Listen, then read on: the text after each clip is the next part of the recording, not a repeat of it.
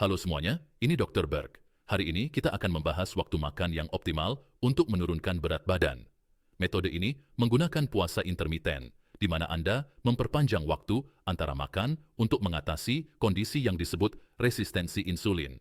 Hal ini terjadi ketika kadar insulin tinggi, tetapi tidak berfungsi secara efektif. Ketika insulin hadir, penurunan berat badan tidak dapat terjadi. Perut buncit menunjukkan kadar insulin yang tinggi. Kami menggunakan puasa intermiten untuk mengatasi situasi ini. Saat mempraktikkan puasa intermiten dengan 1, 2, atau 3 kali makan, tidak perlu khawatir kehilangan otot. Otot Anda akan tetap terjaga. Puasa membantu melindungi protein dan jaringan otot. Bahkan, ini meningkatkan testosteron dan hormon pertumbuhan. Yang keduanya adalah hormon pembakar lemak, dan hormon-hormon ini mendukung perkembangan otot. Jadi, Anda tidak akan kehilangan otot melalui proses ini. Banyak orang tidak bisa langsung mulai dengan 2 kali makan per hari. Mereka perlu memulai dengan 3 kali makan sehari. Namun, untuk mencapai penurunan berat badan yang signifikan, targetnya adalah beralih ke 2 kali makan per hari. Dengan resistensi insulin, melewatkan makan akan sulit karena kadar gula darah tidak seimbang. Izinkan saya menunjukkan jadwal yang ditargetkan. Perlu diingat bahwa mungkin diperlukan beberapa minggu atau 1 bulan untuk menyesuaikan diri dengan pola ini. Anda mungkin perlu memulai dengan 3 kali makan sebelum menguranginya. Waktu makan pertama yang optimal adalah pukul 11.30 pagi. Makanlah pada pukul 11.30 dan kemudian lagi pada pukul 5 sore.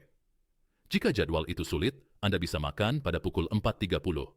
Kuncinya adalah makan hingga benar-benar kenyang pada pukul 11.30, bukan hanya dalam jumlah kecil. Termasuk makanan substansial dengan protein, sayuran, dan lemak sehat. Hindari opsi rendah lemak karena itu tidak akan bekerja dengan baik. Sertakan cukup lemak untuk merasa kenyang. Ini akan membantu Anda bertahan di antara waktu makan.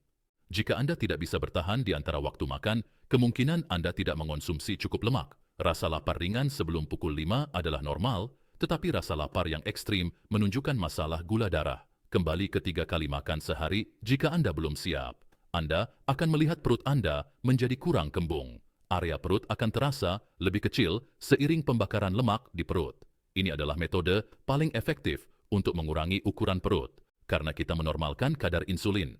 Untuk makan malam pukul 5, sertakan kembali protein, salad, dan lemak, makan hingga kenyang. Ini seharusnya membuat Anda bertahan sampai pagi. Mengenai kekhawatiran tentang kelaparan, ini bukan masalah. Tubuh manusia memiliki cadangan energi yang besar, khususnya lemak tubuh untuk energi.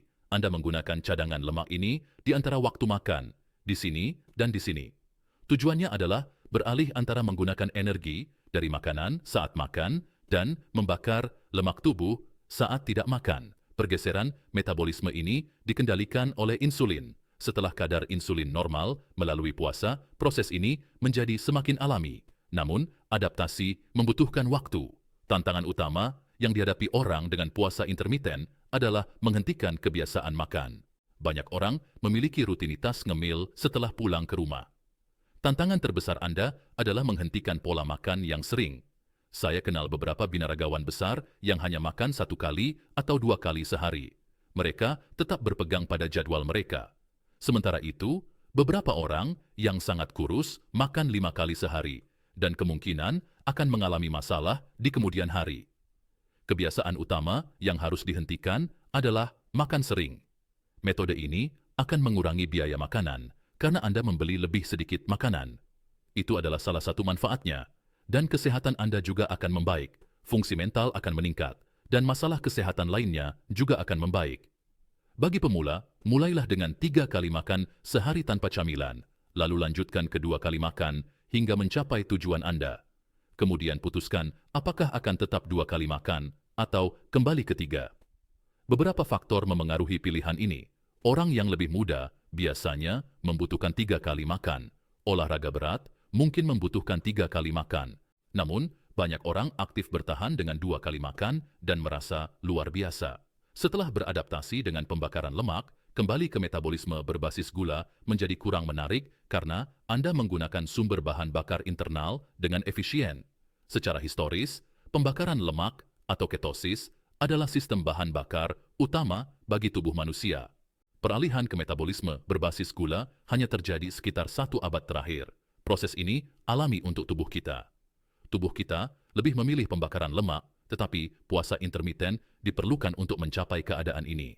Ingat, makan pada pukul 11, 30 dan 5. Cobalah ini dan bagikan pengalaman Anda di bawah.